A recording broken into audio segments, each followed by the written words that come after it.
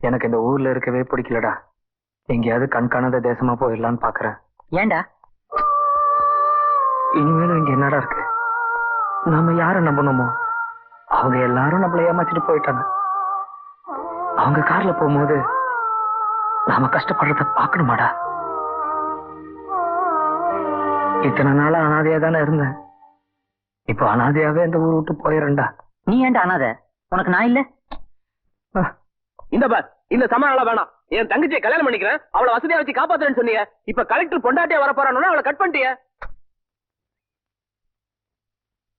சொல்றதுக்கு சும்மா கோவப்படாத.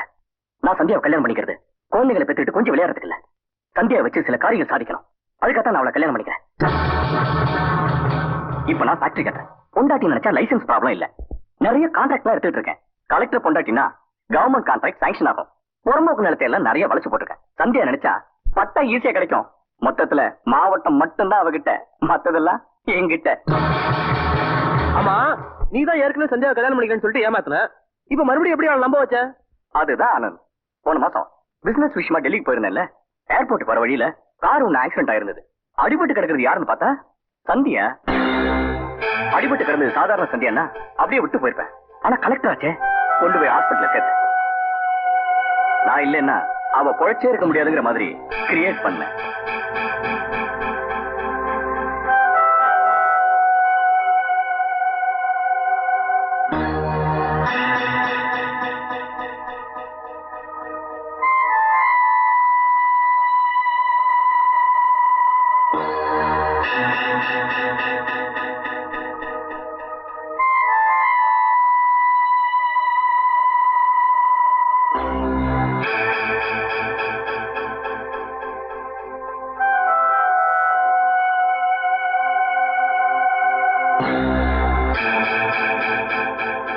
நல்லவனா வாழறதுதான் கஷ்டம், நடிக்கிறது கூட கஷ்டம்.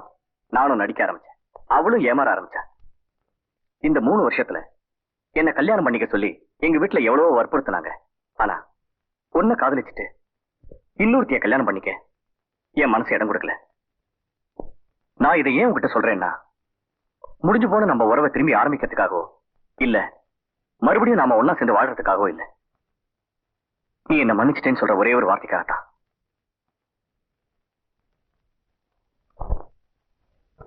நான் சொன்னதையெல்லாம் அப்படியே நம்பி மறுபடியும் ஏமாந்தா. என்ன மன்னிச்சிட்டேன்னு சொன்னா நாள் பார்த்தேன், கல்யாணத்துக்கு சம்மதம் சொன்னா பத்திரிக்கை அடிச்சேன், இப்போ தாலி கட்ட போறேன்.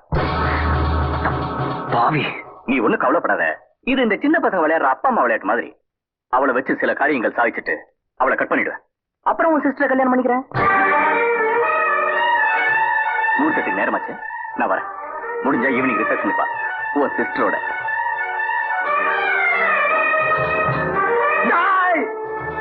சந்தியா மயமாத்த பாக்குறேன். உன்ன என்ன பண்ண பாடுறா?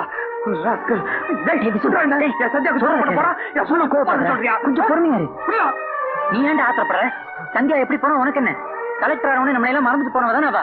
அவன் நம்மள மறந்துட்டு போயிருக்கலாம், அது வேற விஷயம். ஆனா நம்ம கண்ணு முன்னாடி வாழ்க்கை கெட்டு போறத பார்த்து நம்மளால சும்மா இருக்க முடியுமா? என்ன ஆனாலும் சரி, சந்தியா கிட்ட சொல்லி இந்த கல்யாணத்தை நிறுத்தலாம் போறேன். புரியல? டேய்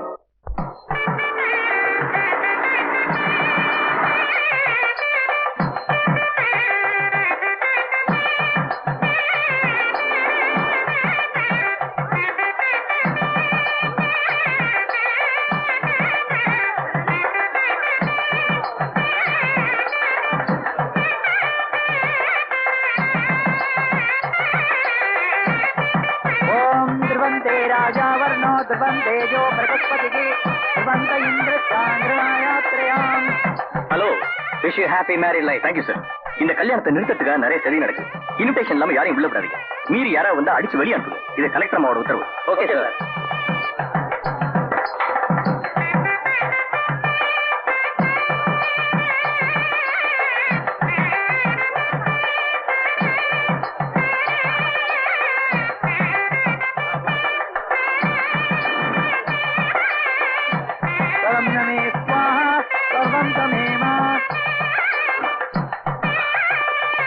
யார் நீ? சந்தியாவை பார்க்கணும். இன்விடேஷன் இருக்கா? இன்விடேஷன் இல்ல சார், ரொம்ப முக்கியமா சந்தியாவை பார்க்கணும். அதெல்லாம் யாரையும் பார்க்க முடியாது. உங்ககிட்ட எனக்கு என்ன பேச? நான் அங்க பேசிக்கிறேன். போகணும் சொல்றேன். என்ன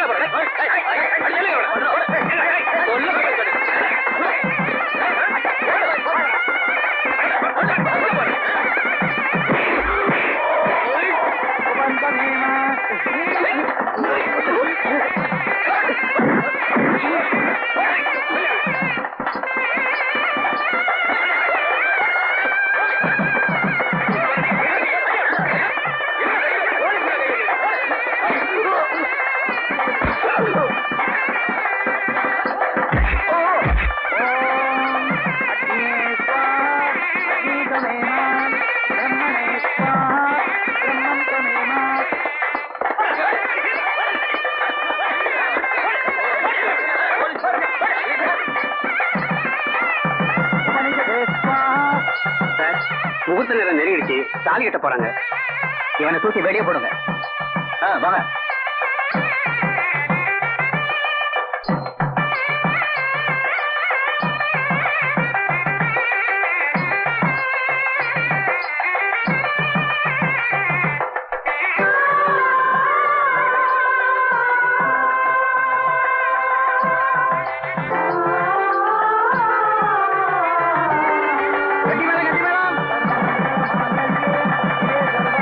நீ கல்யாணத்துக்கு சம்மதிச்சுட்டு இன்னைக்கு தாலி கட்ட போற நேரத்துல 1000 பேருக்கு முன்னாடி ஏந்திரிச்சு வந்துட்டியே, இதுக்கு என்ன அர்த்தம்?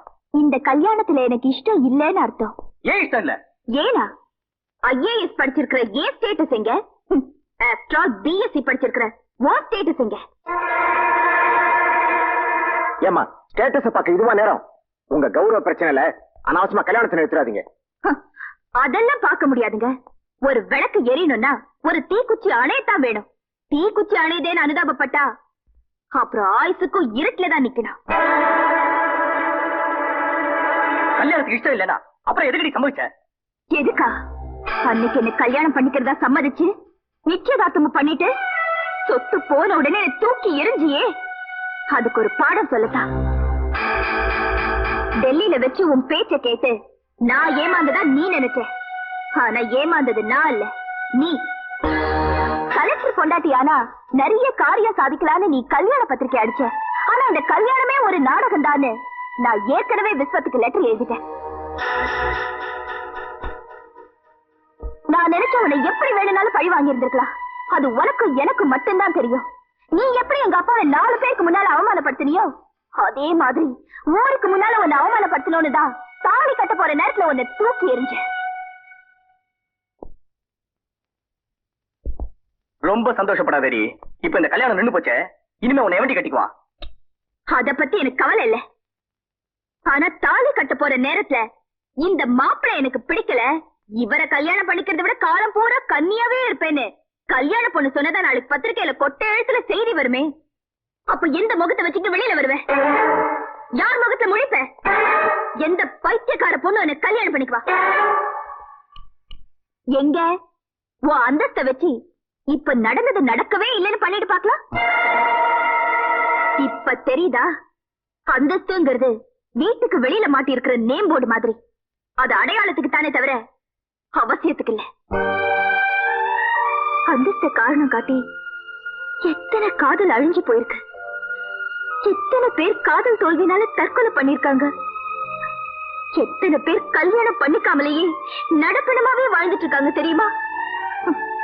இனிமே எங்களை மாதிரி ஏமாறுறவங்களுக்கும் உன்ன மாதிரி ஏமாத்துறவங்களுக்கும் இது ஒரு பாடமா இருக்கட்டும்.